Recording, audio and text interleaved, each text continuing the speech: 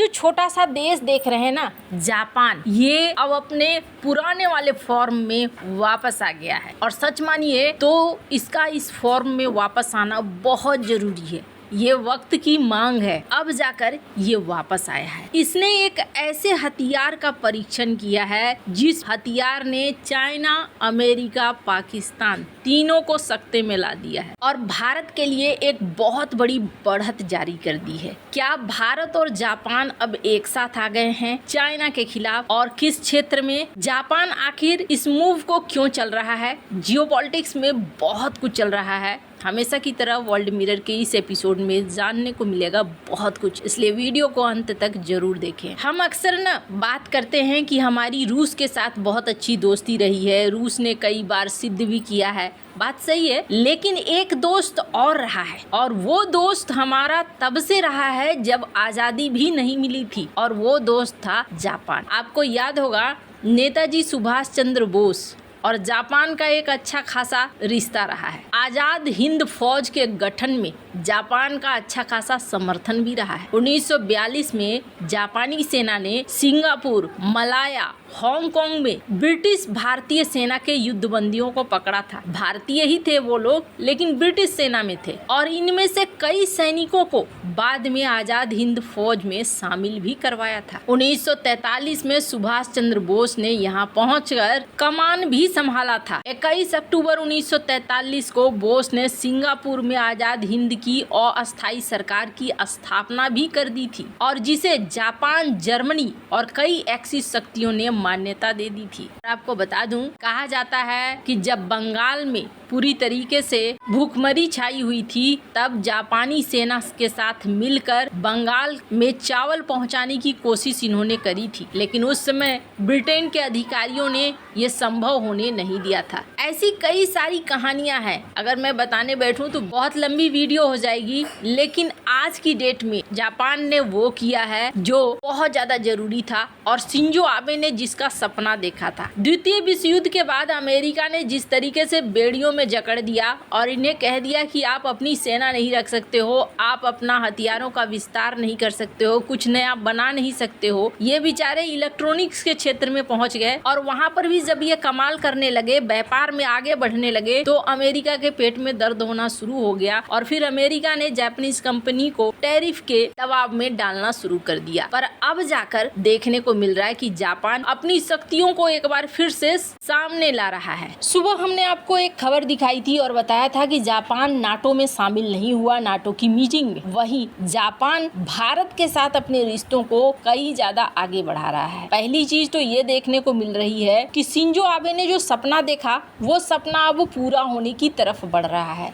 साल 2014 में जापान में प्रधानमंत्री शिंजो आबे थे, जिन्होंने सबसे पहले अपने संविधान को बदला, और संविधान को बदलने का फायदा आज मिल रहा है। आर्टिकल 9 को बदलकर इन्होंने कहा कि जापान सामूहिक आत्मरक्षा कर सकता है। इसका मतलब क्या है कि जापान अपने सहयोगियों के लिए सैन्य कार्रवाई कर सकता है। अब इसमें जापान ने अपने आप को यह हक दे दिया कि अब हम हथियारों का निर्माण कर सकते हैं। साल 2023 में जापान काउंटर स्ट्राइक क्षमता हासिल करना चाहता था, और तब जापान ने निर्णय लिया कि हम ऐसे हथियार बनाएंगे जो हथियार हमें रणनीतिक तौर पर बढ़त दे दे। अगर चाइना को आप देखेंगे ना, तो चाइना 3 लेयर में अपनी नौसेना को कंट्रोल करता है। अभी चाइना की नौसेना सबसे बड़ी है, दुनिया में सबसे बड़ी नौसेना बताया जा रहा है कि चाइना का ही है, और चाइना ने अपने नौसेना के लिए चक्रव्यूह रचित किया है। और उस चक्रव्यूह में क्या है, एक बाहरी घेरा है। बाहरी घेरे में आपको क्या मिलेगा, J-15 फाइटर जेट मिलेंगे, फिर बीच में आपको क्या मिलेगा, डिस्ट्रॉयर मिलेंगे, पनडुब्बियां मिलेंगी, और उसके भीतरी घेरे में नजदीकी हथियार मिलेंगे। चाइना के इस चक्रव्यूह को तोड़ने के लिए ऐसे मिसाइलों की जरूरत थी जो हाइपरसोनिक हो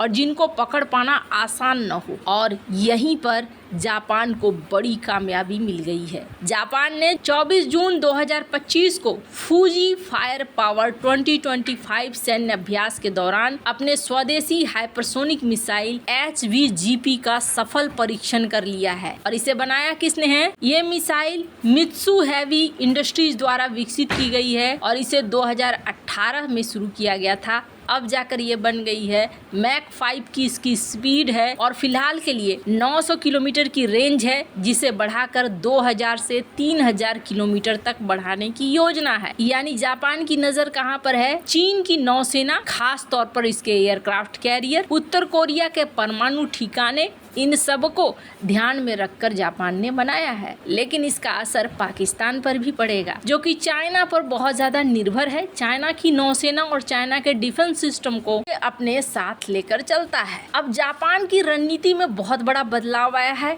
HBGP के दुनिया को दिखलाने से ही ये समझ में आ गया है कि जापान बदल गया। अब सवाल ये उठता है कि अच्छा, भारत को इससे क्या फायदा होगा? मैंने क्यों कहा कि एक समय आएगा जब आप देखना जापान और भारत एक साइड खड़े मिलेंगे आपको दुनिया के किसी भी युद्ध में। फिलहाल के लिए आपने देखा होगा जापान ने इजराइल ईरान की लड़ाई में भी कुछ नहीं बोला, ठीक वैसे ही जैसे भारत कुछ नहीं कह रहा है। अमेरिका के साथ भी जापान के वैसे ही पंगे चल रहे हैं जिस तरीके के भारत के चल रहे हैं। स्क्रीन पर आप आर्टिकल देखिए, अमेरिका के साथ व्यापार के पंगे चल रहे हैं जापान के, और एग्रीकल्चर के सेक्टर में जापान भी अमेरिका को घुसने नहीं देना चाह रहा है। इसके अलावे जापान श्रीलंका में पैसे लगा रहा है। आप देखेंगे अगर तो बहुत ध्यान से, तो जापान और भारत आपको रणनीतिक तौर पर कई जगहों पर साथ देखने को मिलेंगे। और आज से नहीं बल्कि शिंजो आबे के समय से ही शिंजो आबे और भारत ने मिलकर ही क्वाड की परिकल्पना की थी। पीएम मोदी और शिंजो आबे के बाद एक बार फिर से शुरू हुआ था क्वाड, और उसके बाद से दोनों देश साथ साथ हैं। बाकी क्वाड के मेंबर साथ साथ हो या ना हो, श्रीलंका में आप देखेंगे इन्हें साथ साथ, ये बांग्लादेश में भी साथ साथ पहुंचे थे बांग्लादेश में, लेकिन अभी परिस्थितियां अलग हो गई हैं। के अलावे इन्होंने तय किया है कि ईवी में जिस तरीके से चाइना मैग्नेट को लेकर और रेयर अर्थ मटेरियल को लेकर समस्याएं खड़ी कर रहा है, वो समस्याएं हम भविष्य में होने नहीं देंगे। और इसके